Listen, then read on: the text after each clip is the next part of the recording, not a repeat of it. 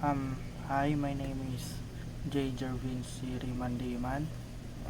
I'm 23 years old. HMS student 1C from PCC College.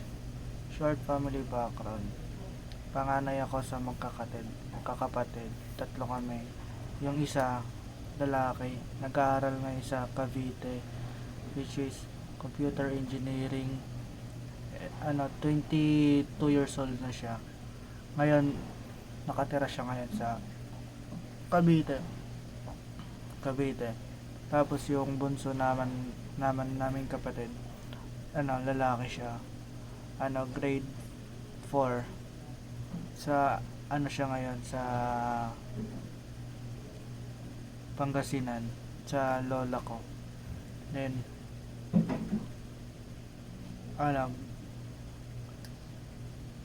ngayon nasa Sampaloc site 2, sa may Sampaloc.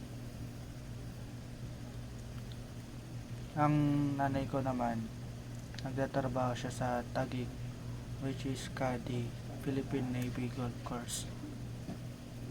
Then yung tatay ko naman, pintor siya sa BF, test day na siya ron. Tapos minimum lang, pero sapat na rin, at least meron, diba? Tapos share on how you see your worth. Is it enough for you and for the other to see or not? Para sa akin,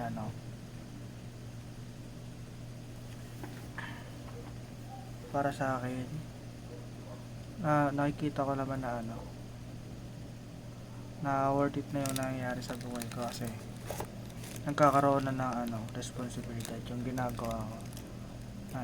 Tumutulong sa mga gamit, bilihin. Tapos kung ano-ano pa. Feeling ko naman nagkakaroon ng improvement yung buhay ko, lifestyle. Kasi pasok, trabaho, pasok sa school, working student. Nagtatrabaho ako ngayon sa Philippine Navy Golf Course, which is CADI. Pag walang pasok, Sunday, Saturday, Monday, nagtatrabaho ako para lang may pamasahe ako, tapos makatulong na din. Tapos pag wala namang ginagawa, pumapasok ako. Then binabalance ko yung pagtatrabaho ko tsaka sa pag-aaral para lang makapagtapos. Feeling ko naman worth it na siya, kasi may nag-upgrade yung lifestyle ko, na dati para tambay, puro laro sa kanto,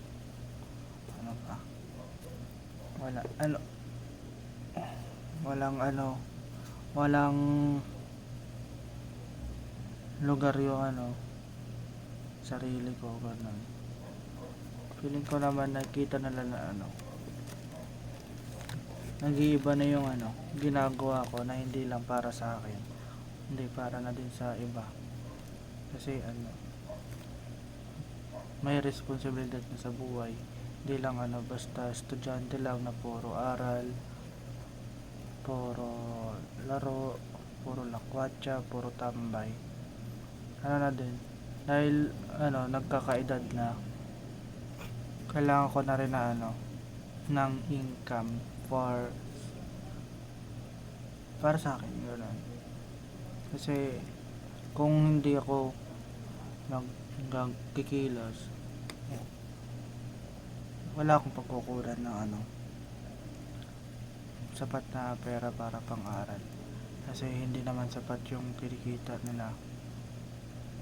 Tapos kaya ganun, trabaho ko